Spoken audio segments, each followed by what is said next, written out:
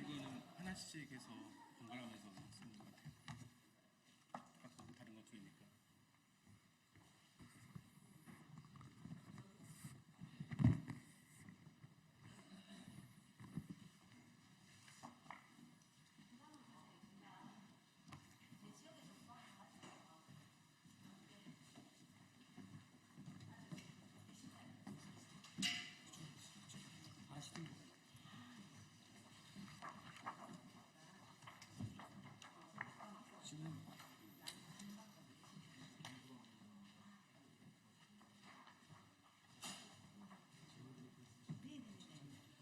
정도 말미에 원님이 오늘 집회관련해서 좀 하려고 했던 게 있어서 한 15분 후면 좀 정리할 것 같아요.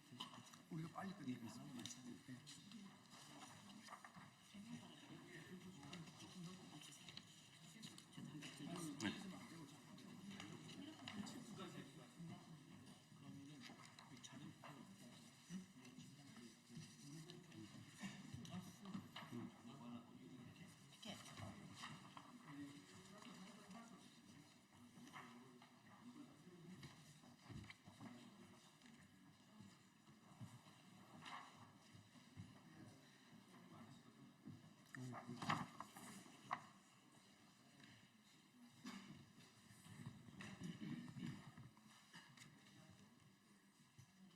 시작이 될까요?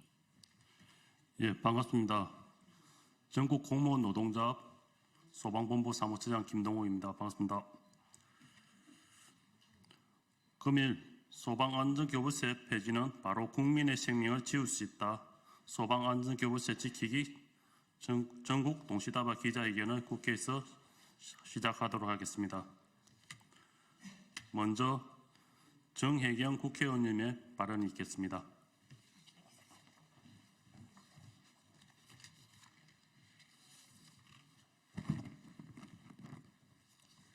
예, 진보당 노동자 국회의원 정혜경입니다.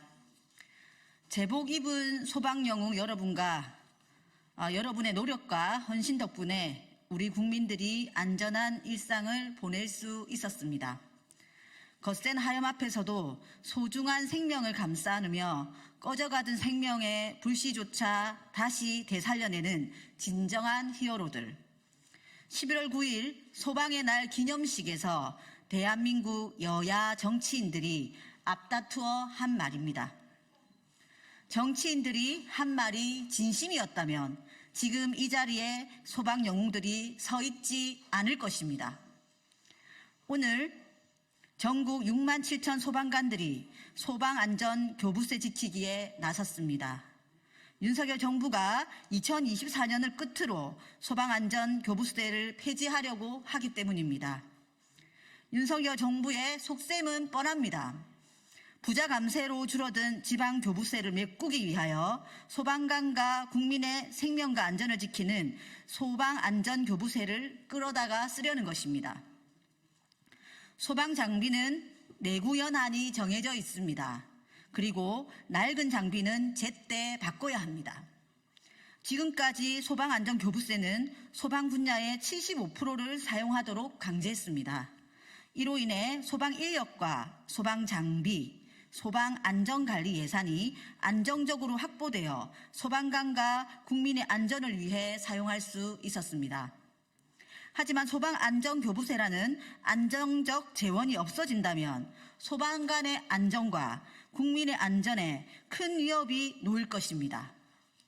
지방의 재정 자립도에 따라 또는 시도지사의 성향과 결정에 따라 소방 분야에 쓸 예산이 줄어든다면 그 피해는 고스란히 소방관과 국민에게 돌아갈 것입니다. 돈이 없어 낡은 장비를 제때 바꾸지 못한다면 상상하기 어려운 위험 속에 자기 몸을 던져야 하는 소방관들의 안전은 누가 지켜줄 수 있습니까? 소방관들은 매일매일 현장에서 위험에 맞서 국민 안전을 지키기 위해 싸우고 있습니다. 소방관들에게 필요한 것은 공치사가 아닙니다.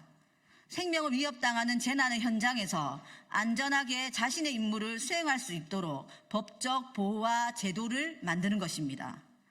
22대 국회는 소방 재정이 안정적으로 확보되어 소방 간의 안전과 국민 안전에 위협이 받지 않도록 법 제도를 정비해야 합니다. 소방안전교부세 중 소방 분야에 대한 최소 배분 비율을 법률에 명시함으로써 재난 대응 능력을 강화하고 소방 장비와 시설 확충의 안정성을 보장할 수 있도록 해야 합니다.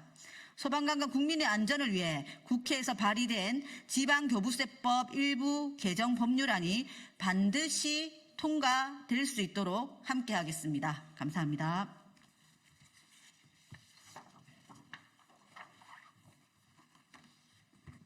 다음으로 전국 공무원 노동조합 소방본부 권영각 본부장님의 대표 발언을 읽겠습니다.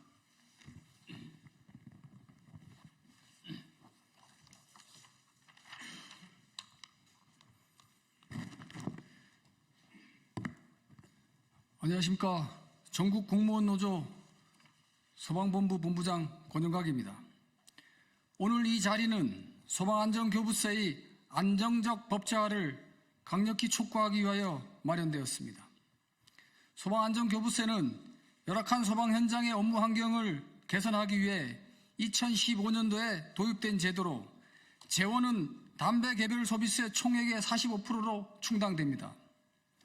이 중 25%는 소방 인력의 인건비로 우선 사용되며 나머지 20%는 소방 분야와 안전 분야에 배정하되 두 분야를 기준으로 소방 분야의 75% 이상이 반드시 투입되도록 특례 규정이 적용되고 있습니다.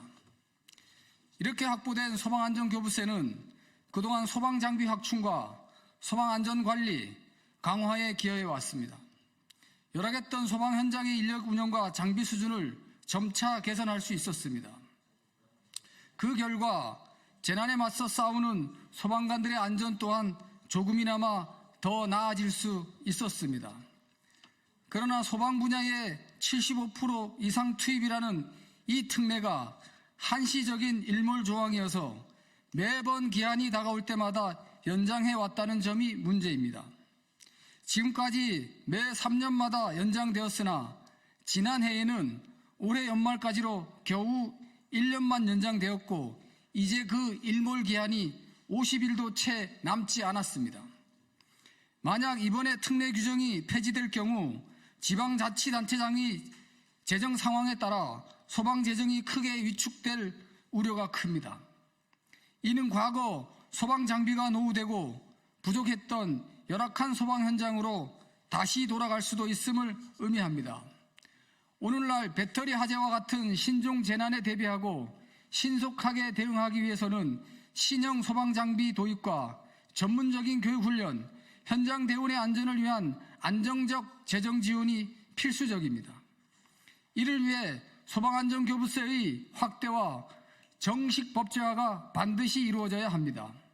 소방관의 안전 확보와 효과적인 재난 대응이 국민의 생명을 지키는 길임은 모두가 알고 계실 겁니다. 안전한 대한민국을 위해 소방안전교부세 법제화에 많은 관심과 지지를 간곡히 부탁드리겠습니다. 감사합니다.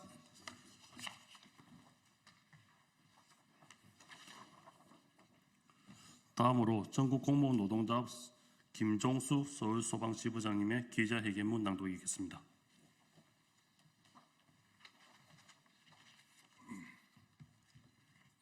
기자회견문을 낭독하겠습니다. 소방안전교부세 폐지는 바로 국민의 생명을 지울 수 있다. 지난 토요일 소방의 날 62주년을 맞이하였다. 소방의 날이면 정부 고위 인사들은 소방관들의 희생에 대한 노고와 지원을 아끼지 않겠다고 한다. 그것이 끝이다.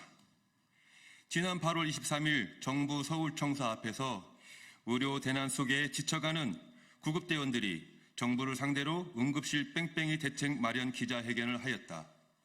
그것이 끝이었다.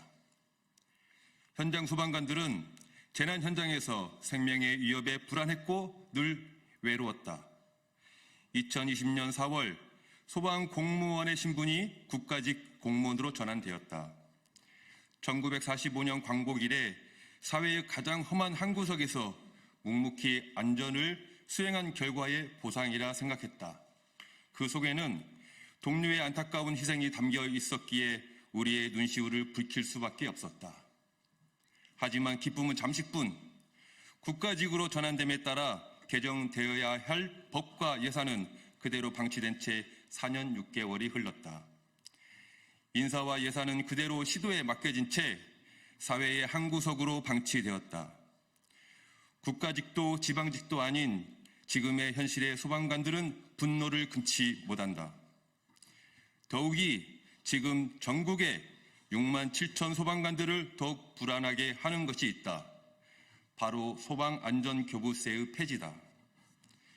소방안전교부세는 지방의 재정 자립도에 따라 시도 소방관들의 장비와 시민의 안전이 달라지는 것을 막고 모든 국민에게 균등한 소방 서비스를 제공하기 위해 도입되었다. 소방안전교부세는 담배 개별 소비세로 재원을 마련하여 소방공무원 인건비와 소방안전시설 사업비로 사용한다. 이 중 소방안전시설 사업비는 소방 분야의 75%, 안전 분야의 25%를 사용하게 되어 있다. 소방 분야의 75%를 사용하도록 강제했기 때문에 소방 인력과 소방 장비, 소방 안전관리 예산이 그나마 안정적으로 확보되어 소방관과 국민 안전을 위해 사용할 수 있었다. 그런데 행정안전부는 2024년을 끝으로 소방안전교부세를 폐지하려 하고 있다. 소방 장비는 내구 연한이 정해져 있고 낡은 장비는 주기적으로 교체해야 한다. 소방안전교부세라는 안정적 재원이 단절된다면 소방관의 안전과 국민의 안전에 큰 위험이 될 것이다. 지방의 재정 자립도에 따라 국민의 안전이 달라질 수는 없다.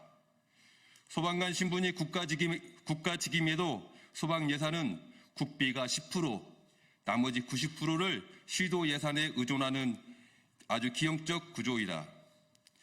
전국 공무원 노동조합 소방본부는 전국의 6만 7천 소방관들을 대표하여 정부에 다음과 같이 촉구한다. 첫째, 국회는 입법 발의된 소방안전교부세 관련 지방교부세법 일부 개정 법률안을 조속히 처리하라. 둘째, 정부는 소방특별회계의 안정적 재원 확보 방안을 조속히 마련하라. 셋째, 정부는 안정된 소방 서비스 제공을 위해 소방 예산의 국비 지원 비율을 확대하라. 2024년 11월 13일 전국 공무원 노동조합 소방본부.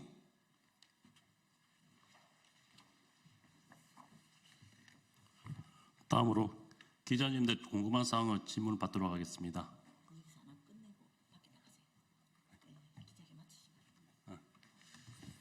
예, 이것으로 소방안전교부세 지키기 동시다발 기자회견을 마치겠습니다. 감사합니다.